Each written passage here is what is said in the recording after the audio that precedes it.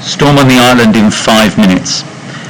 Storm on the Island is about a storm on an island. The title effectively gives it away. This is very much to do with the power of nature here. It's about people on an island who essentially have learned to live with the dangers of nature. It starts, therefore, with the idea that, in very simple terms, they are prepared. It shows you immediately their understanding, okay, of the need to prepare, that they can't do anything about a storm that's coming to approach them. They build their houses squat, they sink walls in rock, they roof them with good slate. Essentially, they work with nature. It's a sense of respect of what nature can do there. Now we then get a very strange thing where it starts to tell us what there isn't there, particularly this idea of the fact there are not trees. Now, why tell us what there isn't rather than what there is?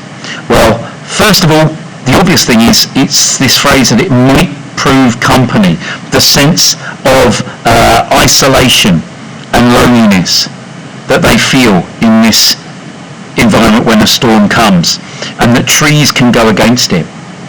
As he points out, leaves and branches can raise a tragic chorus in a gale.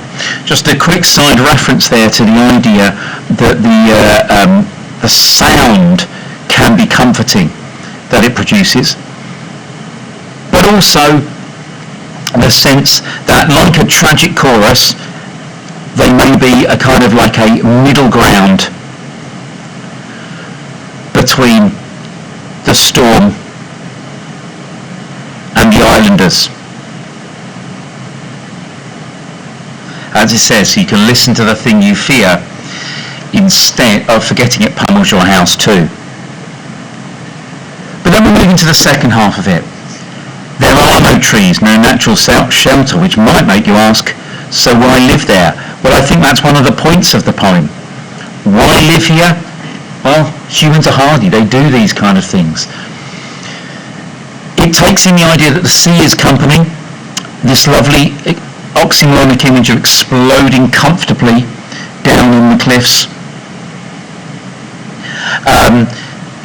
That's what you would imagine, that this would be like the trees,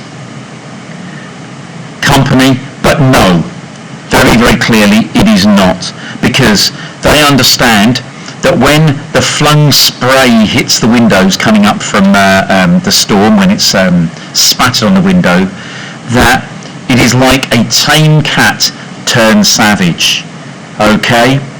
The sea seems like it is a pet to them, a companion there to be looked after, but they understand that, just like with cats, but they understand that it can turn on them at any point.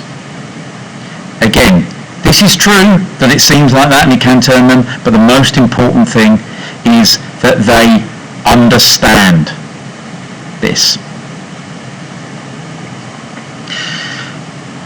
And the understanding means that we get to these key words here.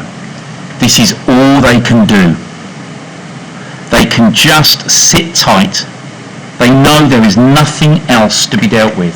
Nature is superior and cannot be stopped. Unlike Ozymandias, they understand what he didn't. So what we get then is a succession, an extended metaphor, with a succession of images, the idea of the wind in particular being like an air attack coming at them. It dives and strafes, dives down and then pulls away again. It's a salvo, a succession of shots fired on at once, and they're bombarded by it. But on the other side, it's noted that it is invisible the way it does that. It's noticed that it's space that is a salvo. It's noticed that the empty air is bombarding them. And this goes in with the final line, the reflection that danger can't always be seen.